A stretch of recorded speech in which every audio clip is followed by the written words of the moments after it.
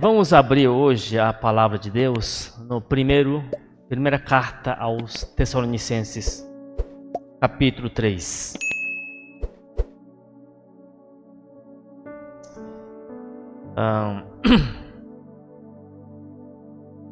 Essa carta de apóstolo Paulo foi escrita quando ele esteve na cidade de Corinto, na segunda viagem missionária.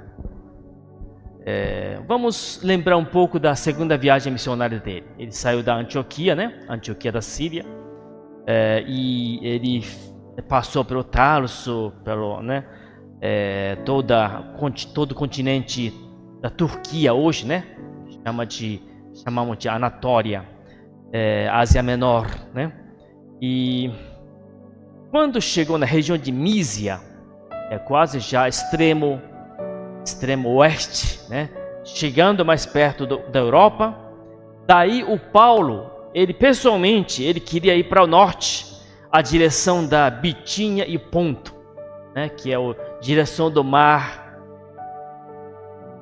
Negro, a direção da Ucrânia. E aí, só que o Espírito de Jesus não proibiu de seguir a direção para norte, e então ele vai para Troade, uma cidade portuária ao lado da Turquia ainda. E aí Paulo teve aquela visão de um homem macedônio aparecendo na sua visão, falando desse jeito, passe para a Macedônia e ajude-nos. E assim Paulo e sua equipe missionária atravessaram o mar e chegam à Europa. Então Paulo evangelizou. Primeiro a cidade foi Filipos, onde a Lídia que se converteu, apressadamente para a cidade de Atenas. E depois ele chega na cidade de Corinto, onde ele escreveu esta carta. Ele, evidentemente preocupado com a igreja que ele deixou para trás, Paulo envia o Timóteo para verificar a situação da igreja. E o Timóteo retornou trazendo boas notícias, e disso que trata o texto de hoje. Vamos ler. Eu vou ler na minha versão NVI, assim, 1 Tessalonicenses, capítulo 3, a partir do verso 4. Quando estávamos com vocês, já dizíamos que seríamos perseguidos, o que realmente aconteceu, como vocês sabem. Por essa razão, não suportando mais, enviei Timóteo para saber a respeito da fé de vocês, a fim de que o tentador não os tentasse e tornasse inútil o nosso trabalho. Agora, porém, Timóteo acaba de chegar da parte de vocês, dando-nos boas notícias a respeito da fé e do amor que vocês têm. Ele nos falou que vocês sempre guardam boas recordações de nós, desejando ver-nos, tanto quanto queremos ver vocês. Por isso, irmãos, em toda a nossa necessidade e tribulação, ficamos encorajados por causa da fé que vocês têm. Pois agora vivemos, uma vez que estão firmes no Senhor. Como podemos ser suficientemente gratos a Deus em relação a vocês por toda a alegria que temos diante dele por causa de vocês? Noite e dia oramos intensamente para que possamos vê-los e suprir o que falta à sua fé. Que próprio Deus, nosso Pai e nosso Senhor Jesus preparem o nosso caminho até vocês. Que o Senhor faça crescer, transbordar o amor que vocês têm uns pelos outros e por todos, tanto quanto o nosso por vocês. Que Ele fortaleça o coração de vocês para serem irrepreensíveis em santidade diante do nosso Deus e Pai na vinda do nosso Senhor Jesus, com todos os seus santos. Amém. Vamos orar. Senhor Deus Pai, agora que a Tua palavra está lida, Tua palavra aberta diante de nós e Tua palavra sendo proclamada, ó Senhor, fala ao nosso coração e nós possamos escutar com alegria o que Tu nos dizes. Amém. Eu quero perguntar a vocês, nós como cristãos, como podemos encorajar as pessoas que estão passando por um sofrimento ou uma aflição?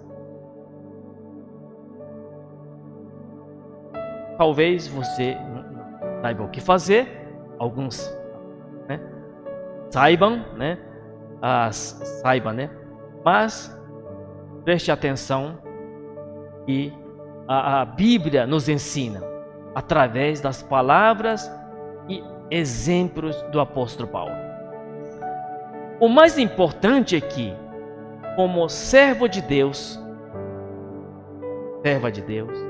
irmãos,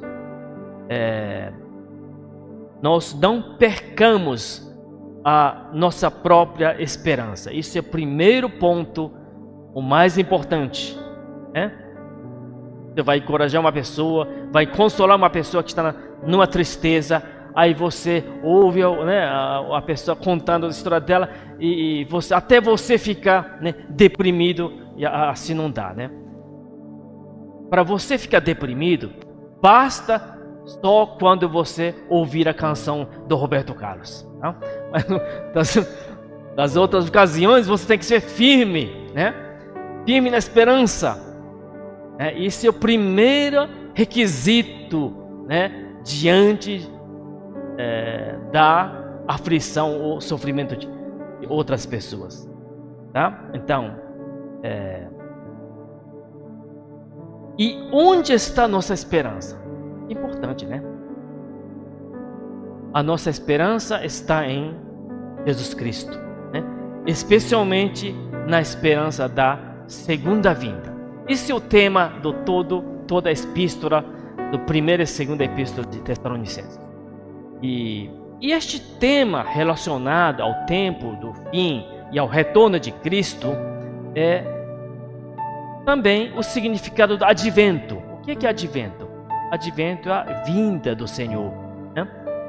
O advento é a época de Natal, que nós celebramos.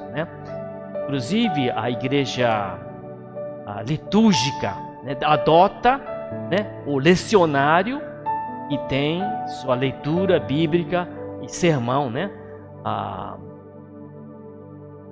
já assim, quase definido todo ano, nessa época de advento, E nessa época nós lemos esse carta de Tessalonicenses, Lucas capítulo 21, Mateus, tudo relacionado à primeira vinda, que é o Natal, e a segunda vinda, que é um dia que o nosso Senhor há de vir para julgar os mortos. Então, esse é o significado do advento, É o período que celebra a vinda de Cristo. E nós estamos entre a primeira vinda e a segunda vinda, Nós estamos nesse entre período, de esperança, de expectativa. É isso. Então, como nós encorajamos as pessoas que estão em provações e dificuldades? Uma das características da doutrina bíblica, e agora vocês, faz parte da igreja presbiteriana, da teologia reformada, é o quê? Separar bem o Criador e a criatura, a glória de Deus e a glória dos seres humanos e outras criaturas. Essa separação nítida, distinta, realmente essa é característica da teologia reformada, né? E quando vamos tratar com as pessoas, nós devemos deixar bem claro essa distinção e o papel de cada uma delas, que são do, né, Criador, criatura, né, criatura entre os homens, e estou falando especificamente no relacionamento vertical e relacionamento horizontal. O que é relacionamento vertical ou relação vertical? É relação entre você e Deus, seres humanos e Deus com sua criatura. Esse é o relacionamento vertical.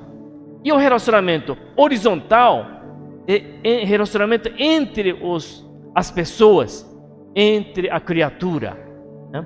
Então a gente precisamos definir, distinguir bem quando lidamos com as pessoas, tá? Principalmente você vai consolar, encorajar, né? Você vai, né, exortar essa pessoa. Então, primeira coisa é que nós podemos fazer quando vamos encorajar as pessoas é fazer com que as pessoas saibam que a fé delas também nos encoraja. Olha só, o que é que Paulo escreve aqui no versículo 7?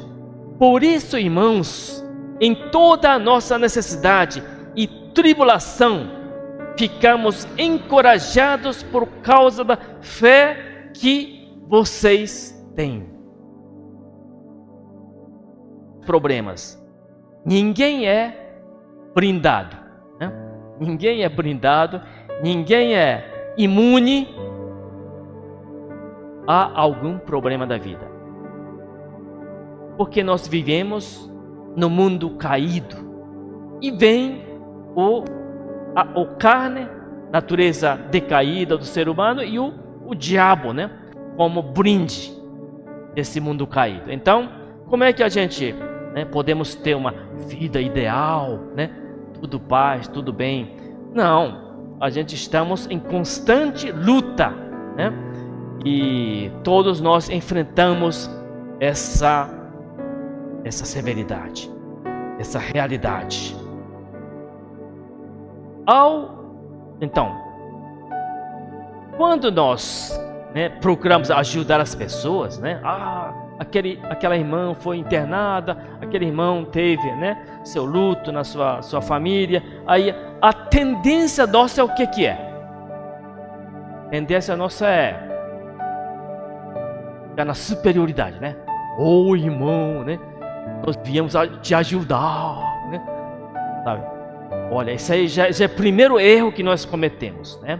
Essa atitude de superioridade não faz parte da doutrina bíblica, né? Nós temos que estar firmes, sim, na promessa, na esperança, mas não na superioridade em relação àquela pessoa, né? Você não é melhor do que ninguém, né? Só Deus está acima de nós, né? Olha aqui outra doutrina de né, relação vertical. Só Deus está acima de nós e todos nós precisamos de encorajamento mútuo, assim que o apóstolo Paulo também foi encorajado pela fé dos crentes tessalonicenses. E o que são eles? Crentes tessalonicenses. É a pessoa da igreja que o Paulo acabou de fundar naquela viagem. Vamos dizer, novo convertido, né?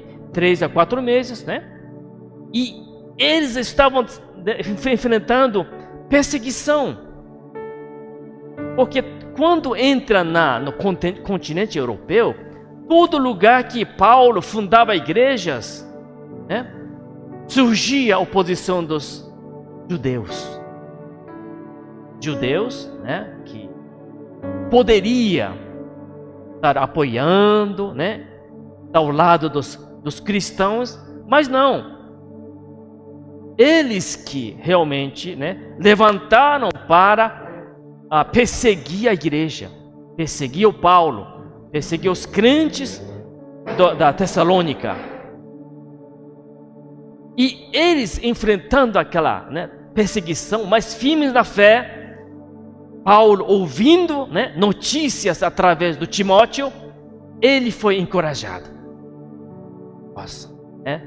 Porque Paulo também estava numa cidade que ele nunca passou, né? Atenas, Corinto, né? E ele não conhecia quase ninguém, não conhecia o local, contexto, a cultura, e ele estava lá começando um novo trabalho, né? Deve ter sentido uma ansiedade, né? O Paulo, né, apóstolo, muitas vezes a gente pensamos, Paulo é apóstolo blindado, né? Não tem problema. Não, ele também tem problema, tem ansiedade, tem preocupações, né? E ele ouvindo os cristãos da Tessalônica enfrentando a oposição judaica, mas sendo firme na fé, Paulo agora sendo encorajado pela fé daqueles crentes novos, recém-convertidos. Porém, nós precisamos desse encorajamento mútuo, uns com os outros, né? Assim que a igreja precisa do pastor, o pastor também, o pastor também precisa de igreja. Encorajamento mútuo.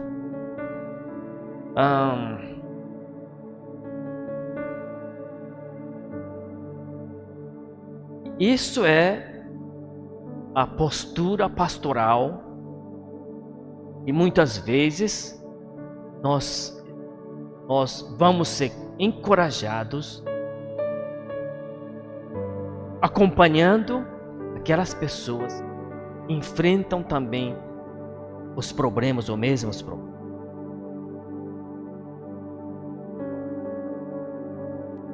Eu fiquei muito admirado do Paulo, né? Por que o Paulo está falando isso? Ele foi encorajado por aquelas pessoas. E ainda ele fala também, né? Porque nós estamos falando da ajuda mútua, né? O Paulo também diz aqui, no versículo 10, ele diz assim: noite e dia oramos intensamente para que possamos vê-los e possa suprir o que falta à vossa fé. E esse é o relacionamento horizontal, de fortalecer uns com os outros, ou uns aos outros, e suprir as fraquezas, necessidades, né, um com os outros. Ou seja, vocês são bênção para a minha vida, e eu posso também ser bênção para a vida de vocês, suprindo sua falta, né? Ou vossa falta.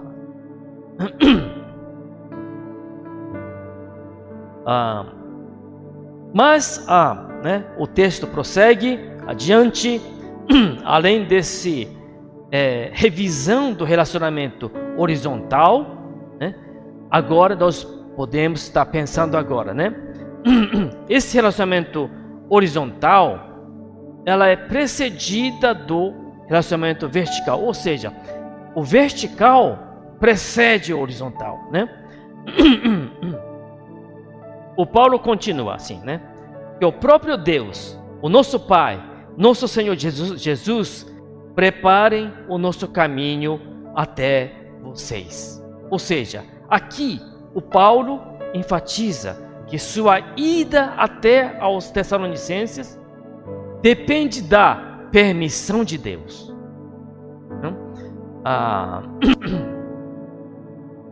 Mas as relações horizontais são importantes, mas a relação vertical com Deus, esse deve ter preferência, deve preceder ao relacionamento horizontal. o que eu queria dizer isso? Eu vou exemplificar, né, por uma coisa que aconteceu bem recente comigo, né? A Igreja da Penha tem 8 congregações, né? A gente tem uma missão de revitalizar essas congregações, né, para ser uma igreja autônoma, independente financeiramente, né? E nós temos esse desafio, só que não é tão fácil, né?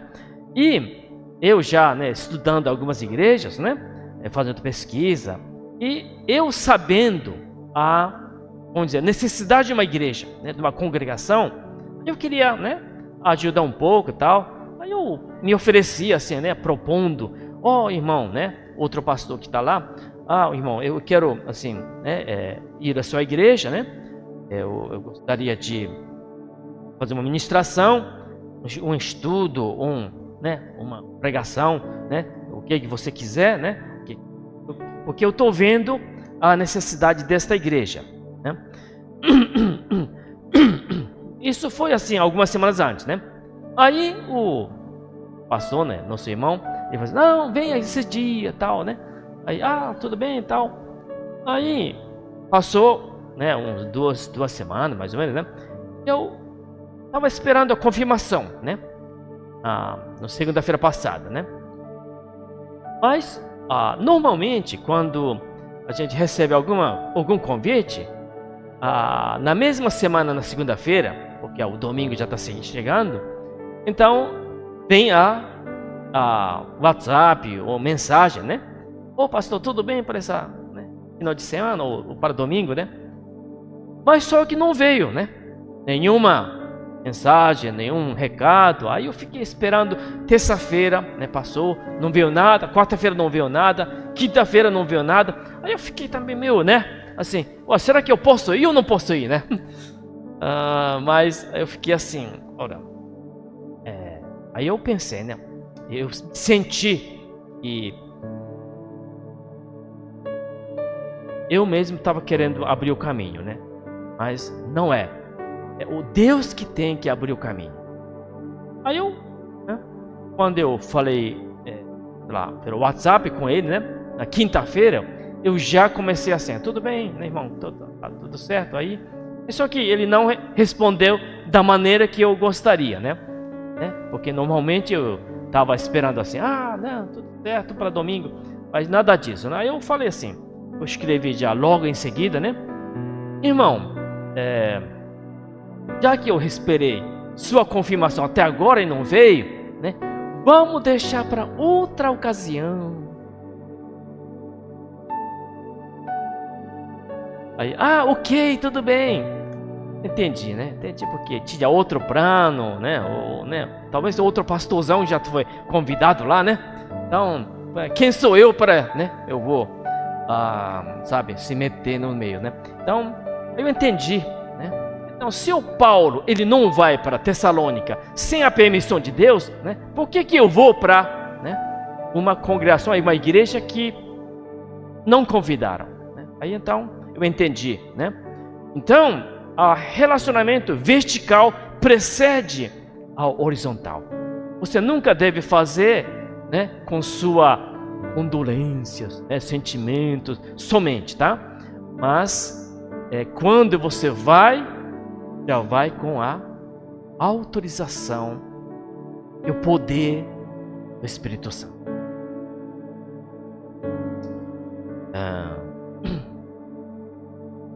Então, aqui o apóstolo Paulo, enfatiza que a sua ida até os Tessalonicenses depende da permissão de Deus, né? Isso, né, pode deixar bem claro que é Deus quem cuida, né? Deus que fortalece a igreja, Deus que consola aquela pessoa. Por isso, no versículo 12, Paulo diz assim, que o Senhor faça crescer e transbordar o amor que vocês têm uns pelos outros e por todos, né? E por mim, e por fim, sim. E ainda Paulo fala assim, que Ele fortalece o coração de vocês. Quem? Deus, né? Não é o Paulo que vai fortalecer, mas Deus que vai fortalecer, né? Nós temos que estar bem ciente, né, dessa dependência de nós com Deus, né? Dependência de Deus, porém nós temos também a responsabilidade, né? Porque nós temos essa relação vertical e horizontal ao mesmo tempo. E assim, né, ele diz, né, que Deus fortaleça o coração de vocês para serem o quê? Irrepreensíveis e santos diante de nosso Deus e Pai no dia da vinda do nosso Senhor Jesus Cristo, o segundo advento, né? Então isso é um alerta para nós e também uma promessa. O Senhor Deus certamente fará isso, né? Aquele que começou a boa obra entre nós, ou dentre nós, há de completar até o dia da vinda do mundo. Nós temos essa esperança de que a obra vai ser completada, né? A obra em nossas vidas.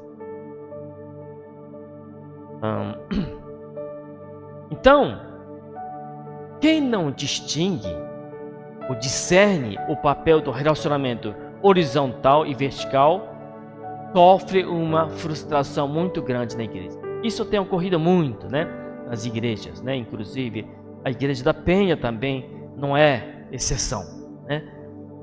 Tem muita alta rotatividade. Só esse ano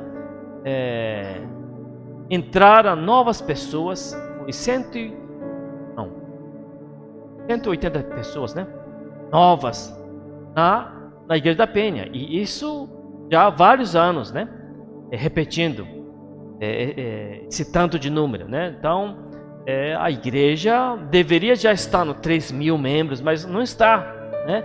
Nós estamos 1.500 em torno disso, né? Mas é impressionante, é uma alta rotatividade, mas também muita, né? Muita entrada, mas também parece que está saindo muitas pessoas também, né? E uma das causas, né, dessa saída da pessoa da igreja é frustração para com a igreja. Que tipo de frustração? Precisamos, né, entender essa diferença do relacionamento vertical e horizontal. Nós não podemos esperar de Deus, esperar de pessoas, né, algo que somente Deus possa fazer. Somente Deus, né, passa no relacionamento vertical, Deus com aquela pessoa, ou comigo, né, Deus comigo, né? E também, ao mesmo tempo, nós não podemos esperar que Deus faça algo, né, no lugar de relacionamento horizontal e entre as pessoas possam fazer. Então nós temos responsabilidade de cuidar, de acompanhar, andar junto com as pessoas, orar, né, ouvir, né, e discernir o que o Espírito de Deus está fazendo com aquela pessoa. Isso é a postura pastoral. Então nós temos responsabilidade como igreja, tá? Mas também, né, nós não podemos esquecer que aquela pessoa também sendo fortalecido, encorajados também no relacionamento vertical, e tem o espaço que apenas Deus pode fazer aquela parte. Vamos estar entendendo, distinguindo o papel de horizontal e vertical, né, no seu devido lugar. E quem não distingue, não se diferencia um do outro, fica misturando um com o outro, isso torna o motivo de ficar frustrado com a igreja e nunca mais voltar àquela igreja. Por quê? A sua expectativa era mas só que não foi correspondida, né? Mas essa expectativa, né, só pode ser resolvido com Deus ou, né, pode ser resolvido com as pessoas.